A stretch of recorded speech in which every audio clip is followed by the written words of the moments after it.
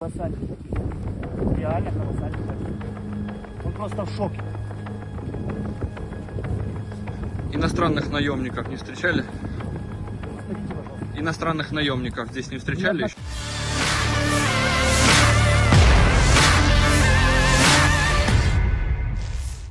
Angkatan bersenjata Ukraina baru-baru ini diklaim pasukan Rusia menderita kerugian besar. Bagaimana tidak, pasukan NMDPR banyak menghancurkan peralatan militer hingga berhasil menangkap sejumlah tentara Ukraina yang coba mendekati area pasukan DPR. Hal itu dijelaskan oleh salah satu prajurit DPR. Rekamannya kemudian ramai beredar di media sosial Telegram pada Kamis 13 Oktober 2022. Diketahui pertempuran yang sangat intens terjadi di dekat Donetsk.